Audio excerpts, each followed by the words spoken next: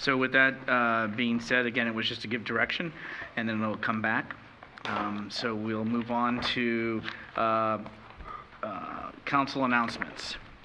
Is there any announcements from council? Marty. Got a couple announcements and a couple requests for my colleagues. The easy announcements are the American Legion breakfast on Saturday, 9:30. It's a great community event.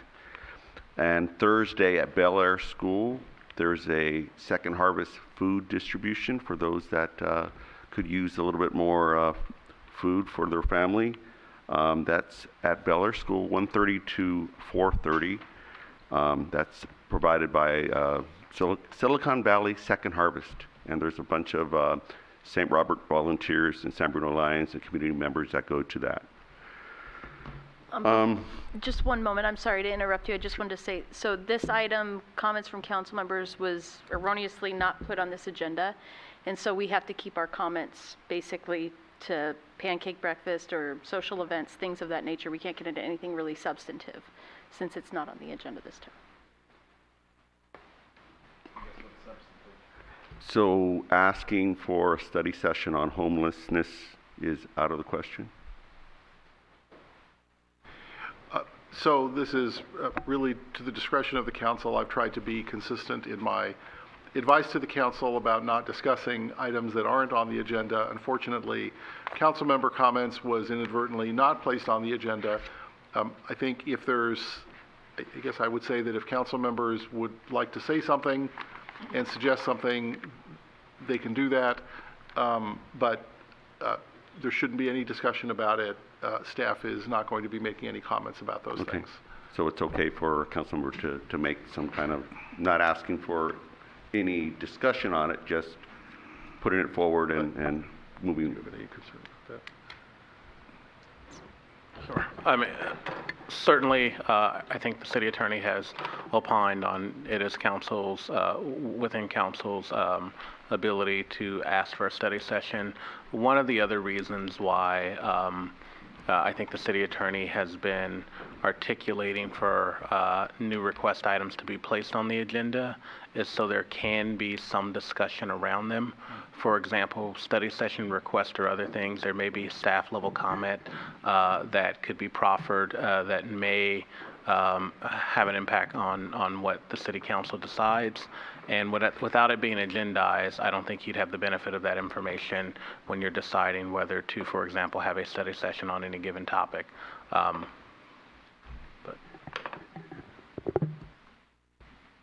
And I'm aware that we did have a city retreat where we did talk about items to put on the agenda. I figure that that's going to take a while to develop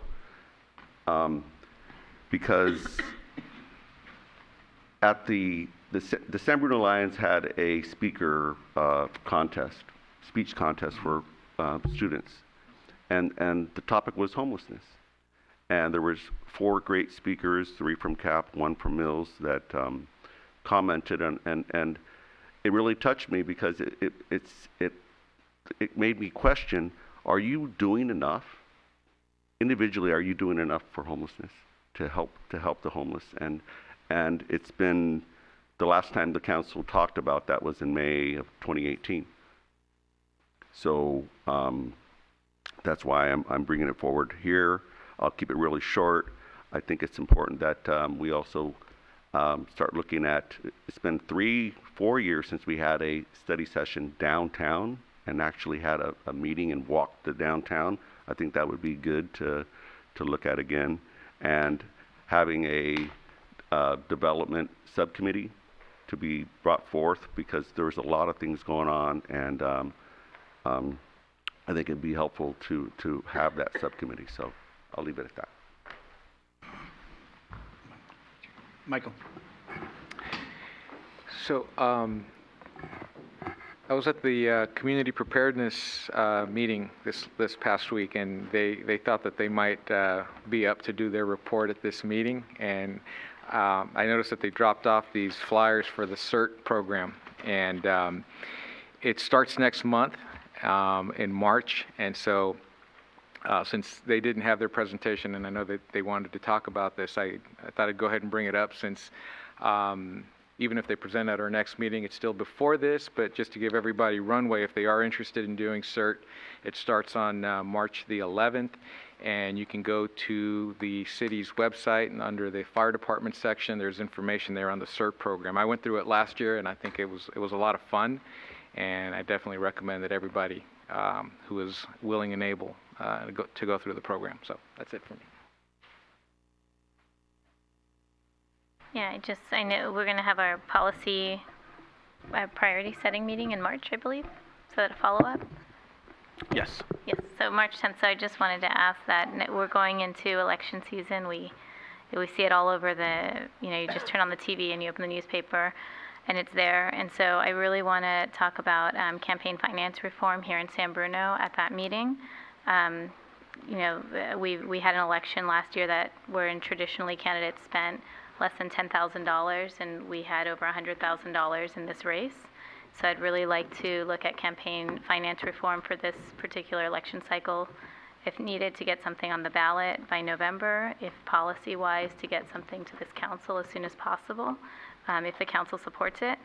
I also wanted to ask about speed bumps. I don't know if that would be also at the priority setting meeting, but speed bumps have been requested at Whiteway, Crestmore, and Cunningham. And that's a question. I'm not sure if that would be the appropriate place or if TCP. Okay. Good. Okay, so TSPC. Okay, so I'll send this over to them. And then if we could also look at the comment, just to follow up on the comment I made earlier, a purchase power procedure or policy where city funds for food is spent here in San Bruno. And we can have a further conversation about that in March, but I think it's worth talking about. Sure. Thank you. Okay, I was just gonna, and I was at the Lion speech, so it was, these young people are amazing in their ability. But what I wanted to share with it, I received this email from Paul Hernandez. He's a Vietnam vet, and so I didn't recognize the phone number, but I went ahead and gave him a call. And what he is doing is he's retired, he's a Vietnam vet, he served, and he is on his own taking it upon himself to try to encourage folks to write letters of support for him to give to President Trump. And what he's trying to do is, this is in regards to Linda Patterson. Linda Patterson lost her brother in the war in Vietnam. And so upon her getting the news and the family burying him, she began 51 years ago the adopting the 101st Airborne, which San Bruno has done. And so we are a part of that, and that's kind of how this came to me. Well, he's from North Carolina. He was great to talk to on the phone. We've talked twice subsequent. I got a text from him today. It took a lot for him to call me Rico, but because he kept calling me sir. But it was amazing that this gentleman in his retirement after serving our nation wants to do what he can to get the Freedom of Medal to this lady, Miss Patterson, who will be at San Mateo next month. And basically, he reminded me that when he was over there fighting, that the letters that he received, the care packages that he got, were phenomenal, and that it meant the world to the troops that were serving abroad. So once again, as I've always said, one person can make a difference, and it is this personal crusade. And when I called over to City of San Mateo for something, they said, you know what? You must have heard your name being talked about. Paul Hernandez called us and said that he'd spoken to you, and he was trying to coordinate with the City of San Mateo also to give support. So anyway, we'll be getting some more information from him, but I thought it was just interesting, and I think I've got a new friend in North Carolina.